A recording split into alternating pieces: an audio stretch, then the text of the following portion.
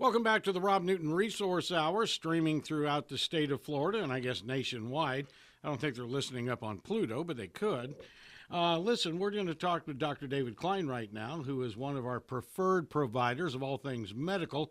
And a few weeks ago, we did a show where the doctor was talking about the war on soy.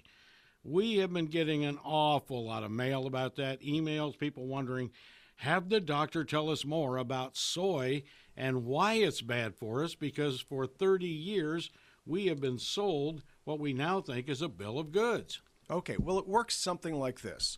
Okay, there should be a full-scale war on soy. The stuff is not fit for human consumption. Bold underscore. In fact, in Europe, you can't serve it. Foods containing soy lecithin, and corn for that matter, are considered to be beneath human consumption. And this isn't a matter of just simple cultural differences. There's a real reason. Soy is poison. There are two chemicals in soy.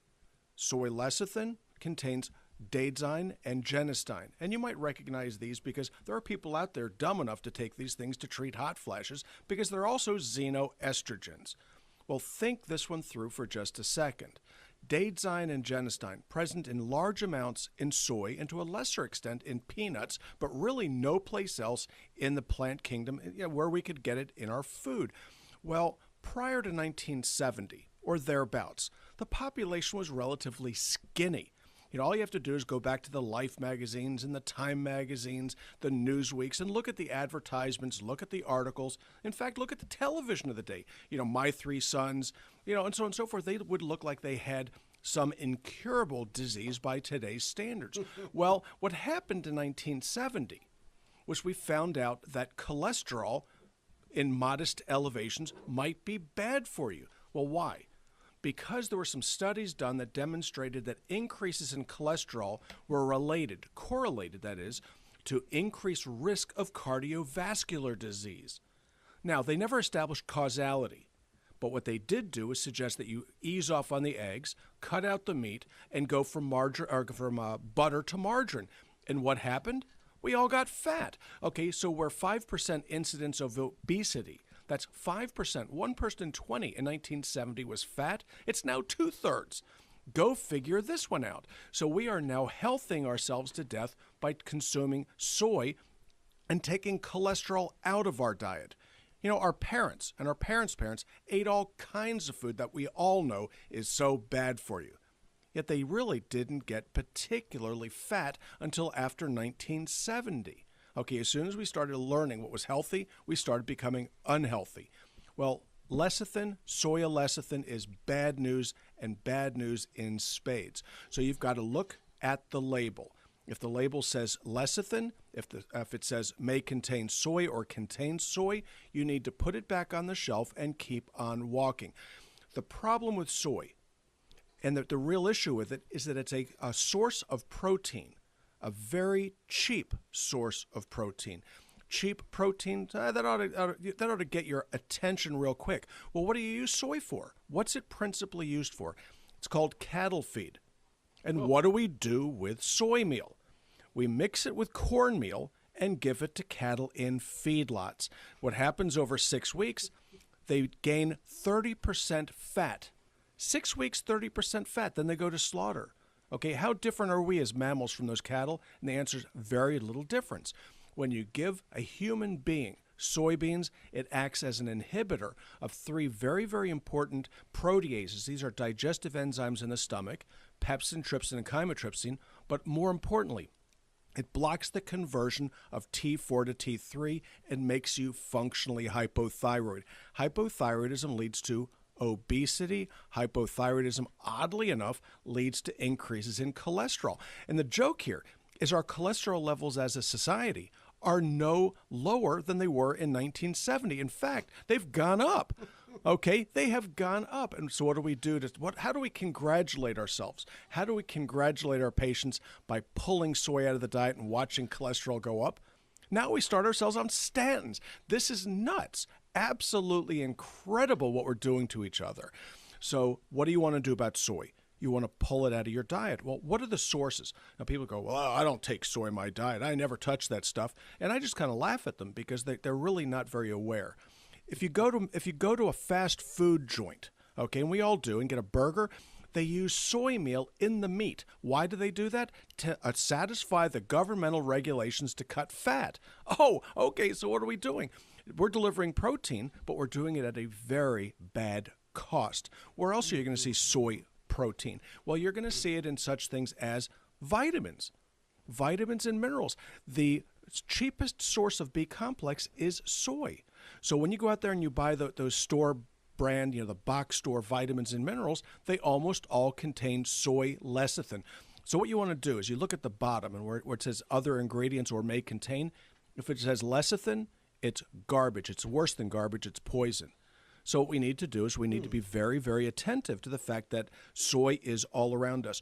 Well, where else are we going to get it? My favorite one is coenzyme Q10. So you go out there and you buy CoQ10 because you think you're being really, really smart. Look at it. The cheapest source of CoQ10 is soy. It's absolutely marvelous. So what do you need to do? What you need to know is this. You need to pull soy out of your diet. Now, soy sauce is probably okay because it's fermented. Edamame, leave it on the plate. Okay, miso, leave it on the plate. These things are really very, very bad for you. But soy sauce, it's fermented out. So the moral of the story is out it goes. It should never touch your teeth, let alone be consumed. We have an entire generation, I believe, Doctor, that grew up because Mom took the milk out of the refrigerator and put in soy milk. Gave them soy milk. Yeah, what about the soy formulas that we gave our kids? Well, the problem is this may well be what's related to the high incidence of hypothyroidism right now. When you take away the conversion of T4 to T3, it seems to induce these autoimmune thyroid states. Very, very bad business. So soy formula, yeah, that fattens the little one up really nicely. Now your little piglets are now getting fat. Then you go into school. Okay, so we're going to give the kids soy milk. Oh, that's brilliant. Look around. The kids are fat. When I was in school, when you were in school, okay, the big kid in the class would be skinny by today's standards. Oh, yeah. Okay, I went back and I looked at my pictures from when I was in elementary school. I was this little rail, okay? The wind would have blown me over, okay? And the quote-unquote fat kid in the class would now be considered either normal or the slender kid. We have not done a good job by our children. We haven't done a good job by ourselves, and we're probably not going to do a good job by anybody else unless we put the hard brakes on this and turn this train around.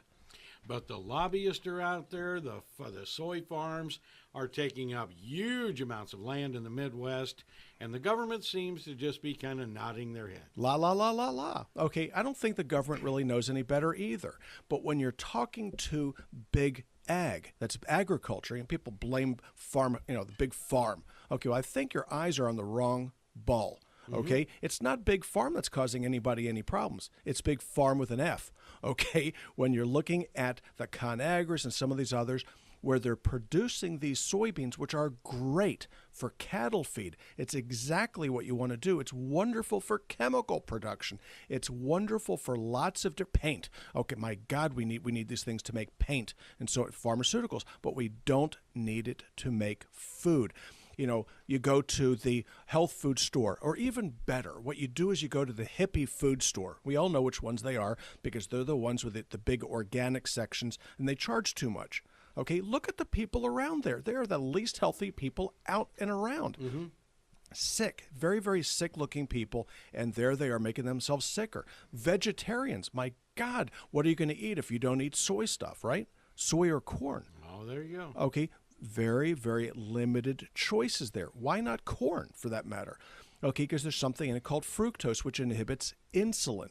So if you inhibit or block the effect of thyroid by using soy meal, soy protein, soybean oil to a lesser extent, okay, and then you give the person some high fructose corn syrup or just plain fructose, they blossom.